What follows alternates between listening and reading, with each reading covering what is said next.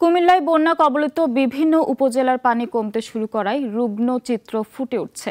বন্যায় ক্ষতিগ্রস্ত হয়েছে ১১৮ সরকারি স্বাস্থ্য সেবা প্রতিষ্ঠান। ফলে ব্যাহত হচ্ছে চিকিৎসা সেবা।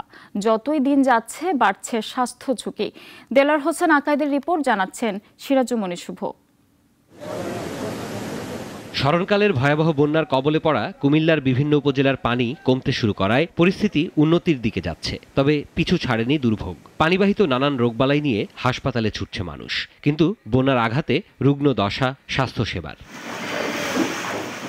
পানিতে তলিয়ে ক্ষতিগ্রস্ত হয়েছে জেলার ১১৮টি সরকারি স্বাস্থ্যসেবা প্রতিষ্ঠান। ফলে ব্যাহত হচ্ছে প্রান্তিক জনগোষ্ঠীর চিকিৎসা সেবা। এখন রোগীরা আসলে সেবা নিতে পারতেছে না, সেবা ডাক্তাররা দিতেও পারতেছে না। ৪-৫ দিন ধরে পানি মোটামুটি আমাদের ওই বিল্ডিং এর ইমার্জেন্সির বরাবর পানি উঠে গেছে। জেলা স্বাস্থ্য বিভাগ বলছে, কুমিল্লার ১৪টি উপজেলায় ৯৫টি কমিউনিটি ক্লিনিক, 6টি সাব সেন্টার ও ১৭টি ইউনিয়ন পরিবার কল্যাণ কেন্দ্র বন্যায় ক্ষতিগ্রস্ত হয়েছে। তবে বিকল্প ব্যবস্থায় কার্যক্রম চলছে। যারা স্বাস্থ্য সহকারী আছে এরা বাড়ি বাড়ি যাচ্ছে, বিভিন্ন জায়গায় যেসব শেল্টারে আমাদের বন্যা দুর্গত মানুষ আছে তাদেরকে সেবা দেওয়ার চেষ্টা করছে। একদম ভিতরে গিয়েছিলাম, ওখানে দেখেছি আমরা যে একদম মানুষ সবকিছুই গড় একদম পানির নিচে চলে গিয়েছে।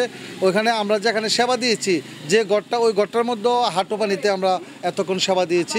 পানিবাহিত রোগের ঝুঁকি নিয়ন্ত্রণে কাজ করছে জেলা জনস্বাস্থ্য প্রকৌশল অধিদপ্তর। প্রায় 10 লক্ষের মতো পানি বিশুদ্ধকরণ ট্যাবলেট বিতরণ করেছি। প্রায় ১,০০০-এর উপরে হাইজিন কিট বক্স এবং ২,০০০-এর কাছাকাছি জেরিকেন বিতরণ করা হয়েছে। পানিবাহিত যে রোগ তার মধ্যে সবচেয়ে বেশি যেটা হয় সেটা হচ্ছে চুলকানি, যেটা হয় আর কি, খোসপাচড়া টাইপের যে রোগগুলো হয় সেগুলো একটু আমরা ইতিমধ্যেই রিপোর্ট পাওয়া শুরু করেছি যে এগুলো বাড়ছে। জেলার ১৪টি উপজেলায় বন্যা কবলিত হয়ে পানিবন্দী ১০,৬১,০০০ মানুষ, যাদের সেবায় নিয়োজিত আছে ২০৮টি মেডিকেল টিম। তবে চিকিৎসা সামগ্রীর সংকটে বিপাকে তারা।